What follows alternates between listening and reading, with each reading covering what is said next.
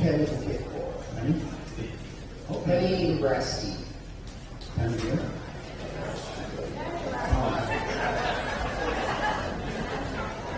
How about Renee Beck from Estero? Renee, okay.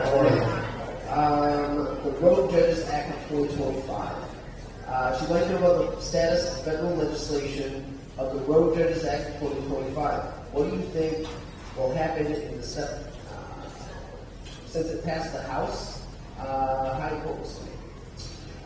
So that piece of legislation, I fear, is not going to get through the U.S. Senate because you have to break cloture.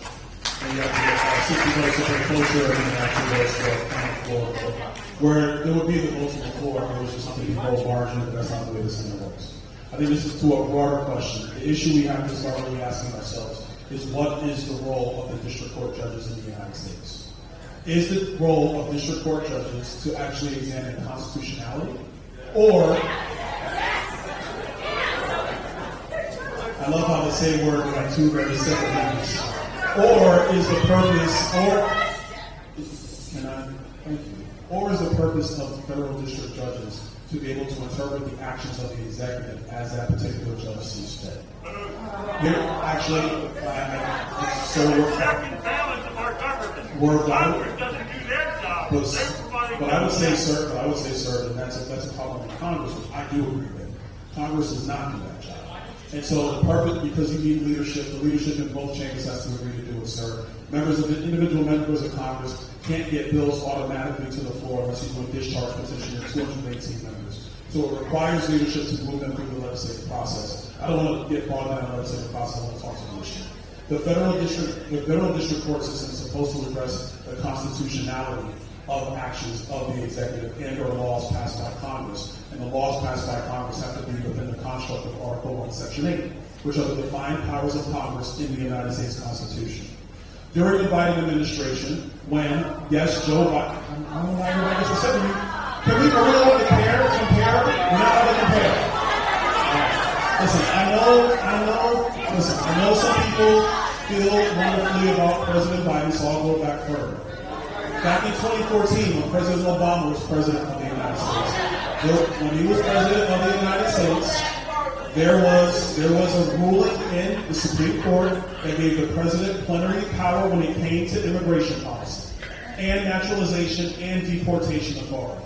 That was a 2014 Supreme Court ruling that gave, at that time, President Obama full authority. President Biden, what I think wrongly, used that authority to allow tens of millions of illegal aliens into the United States.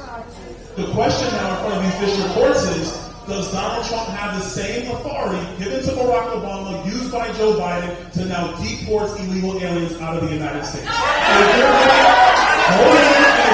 to have a federal district judge now come step in and say, no, on second thought, President Trump, you don't have the same deportation authority that President Biden and President Obama have. Now you have a federal district judge that is trying to put his own interpretation into law as opposed to following the constitutionality of executive power. So, if the federal district court system does not want to actually follow the constitutionality of executive power, which the Supreme Court already spoke to in 2014, then you have to have changes to the federal district court level, which is to address your question.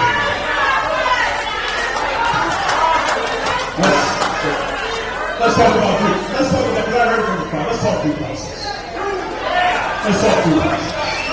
I'm glad to talk. Let's talk. Do you want to yell or do you want me to talk about due process?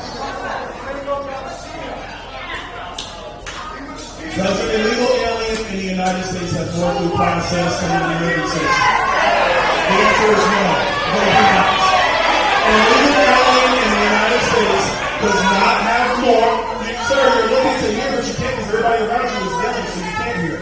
An illegal alien in the United States does not have more due process rights than an American citizen. They do not. No, they don't have the same, sir, because they're not a United States citizen. That's a fact. Number two, and more important, this is so fun. Number two, and more important. Relax, sir, relax. Number two, and more important. President Biden abused the asylum procedures of the United States government and allowed tens of millions of illegal immigrants into the United States. We do not have enough trial judges to adjudicate all of their asylum. No, that's Joe Biden's fault for letting them in the first place. That's Joe Biden's fault. That's Joe Biden's fault. And you're going to have to, now you're going to saddle the American people. You're going to saddle the American people with having to go through immigration hearings on tens of millions of people because Joe Biden was derelict in his duty of upholding the law. I say no. And who also agrees are the people of the United States. Because the people of the United States overwhelmingly have said, over 60% in poll after poll after poll after poll, have said that they support deportation proceedings of illegal aliens in the United States. They support it. What I will tell you is, go talk to the poor ladies in Chicago, Illinois, when their rec centers have been overrun by illegal aliens. Go talk to the mothers in New York City who've had their playgrounds taken away from their children because of illegal immigration. Go talk to the people who are poor, veterans, poor on the streets of America, while illegals are getting credit cards to stay in five-star hotels. And if you think that was an equitable distribution between illegal aliens and United States citizens, then this is where you and I disagree.